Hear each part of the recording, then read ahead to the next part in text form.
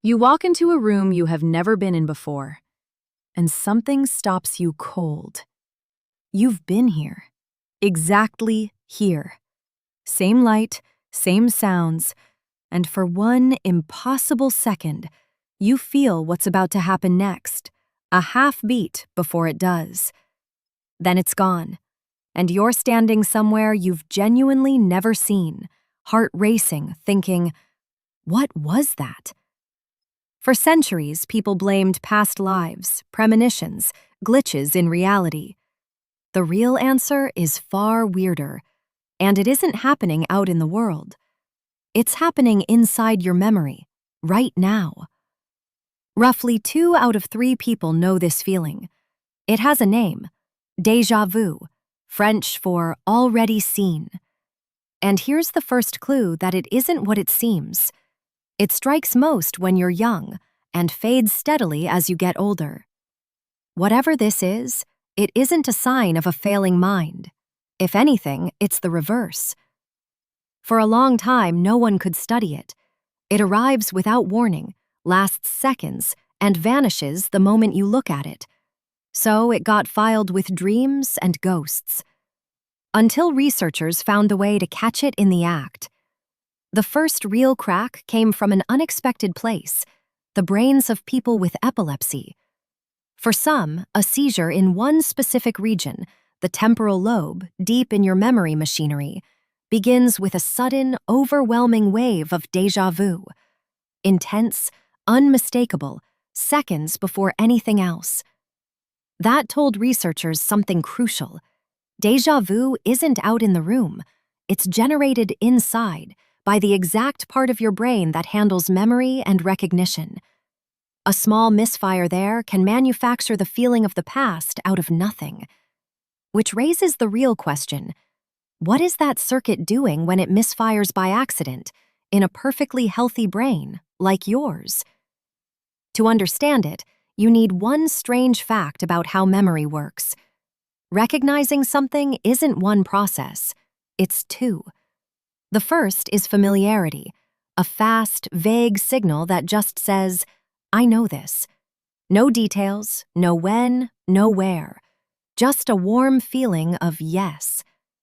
The second is recollection, slower, specific, the one that actually pulls the file. This is my kitchen. I was here this morning. Here's what happened. Normally, these 2 fire together, so smoothly you never notice they're separate. But they can come apart. And déjà vu, by one leading theory, is exactly that. The familiarity signal fires, strong, certain, undeniable, while recollection comes back completely empty.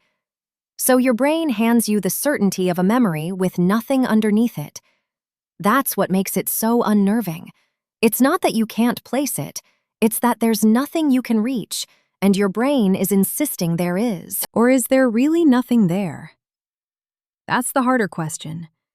Why would familiarity fire in a place you have truly never been? A psychologist named Anne Cleary found a beautiful answer. She built rooms in virtual reality, a courtyard, an arcade, a hallway. Then, later, she'd place people in a brand new scene that they'd never seen, but which had the exact same layout as an earlier one. Same arrangement of walls and corners, just dressed up as somewhere completely different. And people felt it, that eerie pull of familiarity, in a place they knew was new.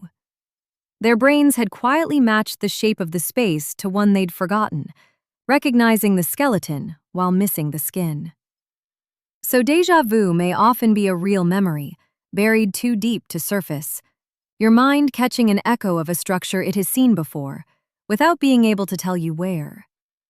Here's where it gets genuinely uncanny, and where the newest research turns the whole thing on its head.